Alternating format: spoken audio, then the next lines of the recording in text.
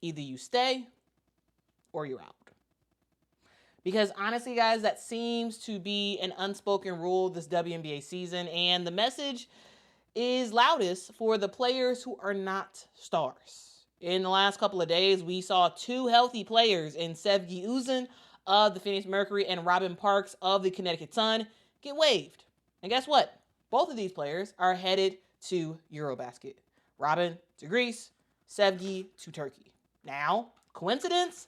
No, I think not. I don't think this is a coincidence at all. So let's talk about the rising pressure that players are under to not leave their team midseason, even if it means skipping out on one of the most prestigious basketball tournaments in the world. Because here's the deal. EuroBasket sure is important, but the WNBA does not care. So, if you are like, EuroBasket, what is that? I'm confused. Well, let me tell you about EuroBasket. If you're not familiar, EuroBasket Women is basically the UEFA Euros of women's basketball. It is the top national tournament for European teams, which is held every 2 years. It plays a huge role in qualifying for the Olympics and the World Cup. This year, it is actually going to be running from June the 18th through June the 29th. And it's going to take place in several countries: Chechnya, Germany, Italy, and Greece. Now, right in the heart of the WNBA season is EuroBasket Women. And in years past, we've seen lots of players leave, and it's always a huge inconvenience, but WNBA teams and whatnot, they don't really have a choice of sorts. So naturally, we come to that time again, and WNBA players want to go and represent their countries. And why wouldn't they, right? But this year, for me, it just seems kind of different. It seems kind of different because we've seen a wave of big name opt-outs of EuroBasket. We got Gabby Williams and Dominique Malonga of the Seattle Storm that said no to France. You have Carla Late, who said no to France as well. She's with the Golden State Valkyries, right? You got Marine Johannès with the New York Liberty, who said no to France. So she's out. You got Kyra Linskins of the Golden State Valkyries, who said no to Team Belgium. And for the Phoenix Mercury, you got Natasha Mack, who said no to Montenegro. It's a lot of talent that are staying put in the WNBA. And the reason is becoming clearer. Because a lot of WNBA teams are not thrilled about losing players, even if it's just for a couple of weeks, because it just messes up the WNBA season. And at the same time, I don't want to make it seem like everybody's staying, because that's not true. Not everybody is staying. We do have some players who are going. Layla Khan, the number 10 pick this year, she has not actually suited up for Connecticut so far this year. She's actually going to be playing in France, and she will not make her debut in the WNBA with the Connecticut Sun until at least July, when she is expected to return. We also got Julie Vanloo of the Golden State Valkyries and Julie Alleman of the Sparks, who are both going to be headed to play for Team Belgium. And from what we know, Leonie Fibish and Niara Sabli will also be heading overseas to represent Germany. Satu Sabli, who plays for the Phoenix Mercury, will not be going to represent Germany. So, you may be wondering, what's the difference? Well, let's talk about it. Because while I've talked about some of the players who are going overseas, at least at this point, we have not heard of any of these players getting waived. I don't expect any of these players to get waived, with maybe the exception of maybe Julie Alleman, but I don't think that's going to happen. And the reason why is the way to tell why, we have to actually look specifically at these players individually. So let's look at Sevgi Uzen and let's look at Robyn Parks and why exactly they were waived. So Sevgi Uzen here's the deal. She has not been playing well at all this season for the Phoenix Mercury. She's been struggling to find her rhythm. She smoked a horrible layup in just her last game, and she just overall has been struggling on the offensive end, struggling for the Phoenix Mercury. And she was doing like a media scrum or whatever, and then she was talking about going over to EuroBasket, and then just a little while later we find out waived. Did she expect to get waived? I don't believe so. The way she was in, it didn't seem like she was expecting this at all. But boom, she's heading overseas to play for EuroBasket to represent her country of Turkey, and that's all fine and dandy. But now she's waived, mainly because I don't think there was enough offensive production that she was giving to warrant Phoenix being like, you know what, we'll wait for you, right? And then you also have Robyn Parks, who was barely in the rotation for Connecticut. Someone who, when she was on the court, wasn't a offensive spark. Robyn Parks is someone who is a good shooter, but she didn't show it in the couple of games she played with Connecticut. She commits to Team Greece. She's like, hey, I got to go and represent Team Greece. And bam, waived. Now, here's the thing. Both of these teams, both Connecticut and Phoenix, had the ability to suspend their contracts temporarily. They could have temporarily suspended their contracts. They could have temporarily, press pause on stuff. But they didn't decide to do that. They decided to just let them go, to just waive the player. And honestly, in a way, I feel like this tells you everything you need to know about the state of the WNBA.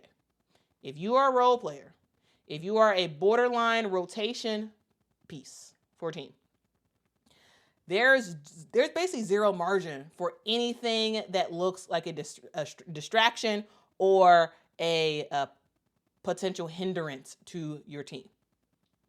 If you want to go overseas and if you want to represent your country in EuroBasket, sure, do you.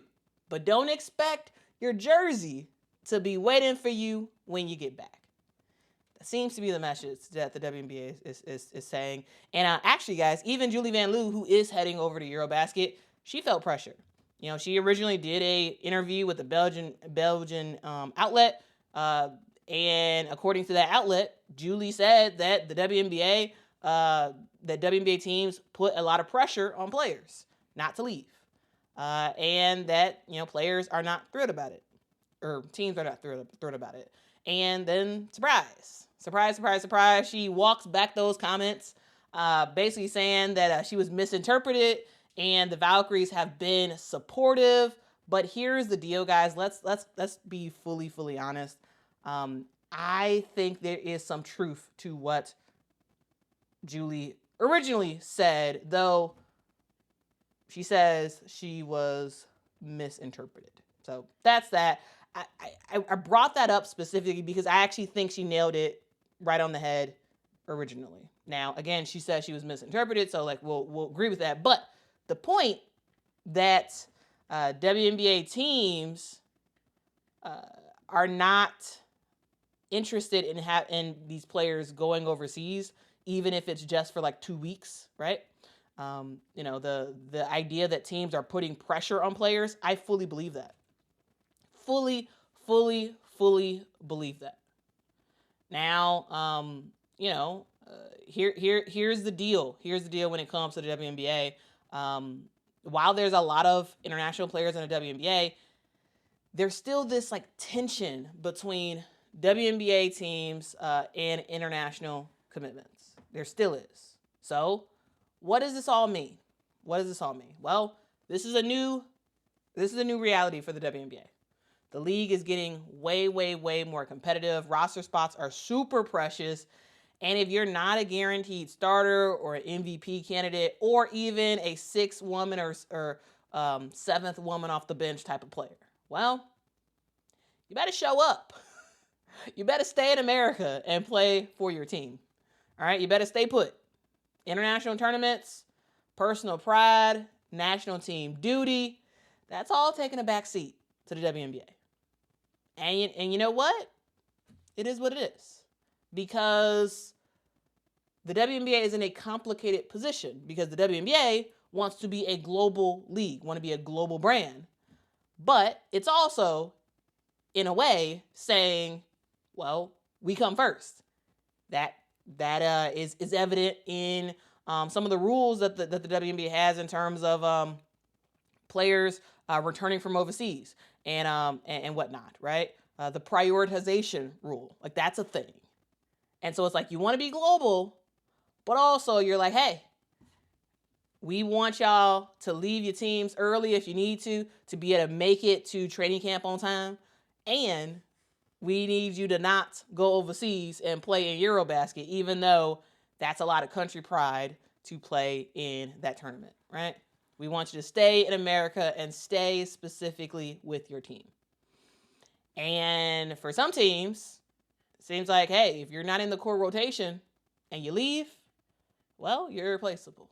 Or not, you're not irreplaceable. That's the point. You are replaceable. That is the point, which is something that Sevgi, Uzun, and Robyn Parks have personally experienced. So let's hear from you all. I'm very, very curious to hear what you all have to say. Do you think teams should just suspend contracts of players while they're overseas, even if they are even if they're just a,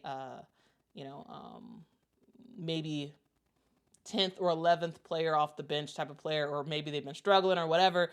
Or do you think teams should just be like, hey, you going overseas, you are not a critical piece of this team. Hey, you're also not on a guaranteed contract, which neither of those players were on a guaranteed contract. Hey, it's like, hey, bye. See you later. Let's bring somebody else in that can absolutely make an impact and will actually be here for the WNBA. So that's the thing. Is this a thing that the WNBA eventually has to officially say something about? Yes. In my opinion, they have to eventually say something. Right now, it's just teams doing whatever they want to do. And it makes sense.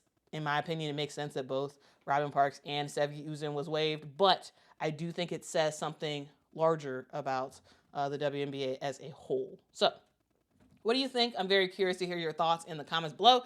If you could, let me know what you think in the comments. Also, hit that like button as well.